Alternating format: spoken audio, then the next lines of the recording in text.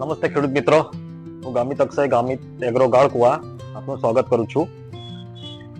આપણે જેમ આગળ વિડીયો બનાવ્યામાં ચર્ચા કરેલી કે પાકનું ઉત્પાદન ઘટવાના કારણો, તો આજે આપણો વિષય છે કે જમીનની ફળદ્રુપતા કઈ રીતે વધારવી. તો ખેડૂત મિત્રો, આપણે ચર્ચા ચાલુ કરીએ.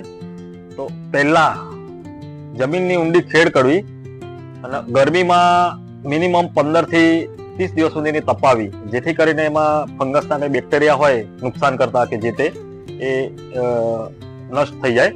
અને બીજું છે કે છાણિયું ખાતર ભરવું, એ પણ સારું કોવાયેલું કાચું છાણિયું બને ત્યાં સુધી નહીં ઉપયોગ કરો, એનાથી ફાયદા બી છે અને ગેરફાયદા બી છે.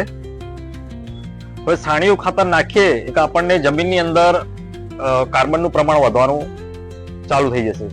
જો કાર્બન 0.75 થી ઉપર થયો આપણો, તો એ જમીન ફળદ્રુપ કહેવામાં આવે છે વૈજ્ઞાનિક ભાષામાં.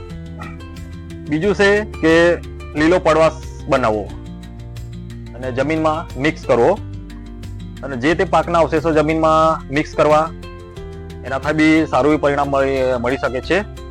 બીજું આગળ જોઈએ તો જમીનનો ટેસ્ટ કરાવવો, તેનાથી આપણને આપણા જમીનમાં કયા કયા પોષક તત્વોની જરૂર છે તેની આપણને માહિતી મળી જશે, જેથી જે તે પોષક તત્વોની જરૂરિયાત હશે તે આપણે એમાં ઉમેરીને સમતોલ પોષણ પાકને મળી રહેશે. બીજું છે જમીનનો પીએચ. જમીનનો પીએચ જો મેન્ટેન રાખવામાં આવે તો બી પાકને સારું એવું ઉત્પાદન મળી શકે છે. જે R10 જે જમીનનો પીએચ હોવો જોઈએ 6 થી 7.5 સુધી બેસ્ટ પીએચ માનવામાં આવે છે. તો એ પીએચ આપણે જો બને મેન્ટેન રાખીશું તો પણ આપણને સારો ફાયદો થશે. બીજું છે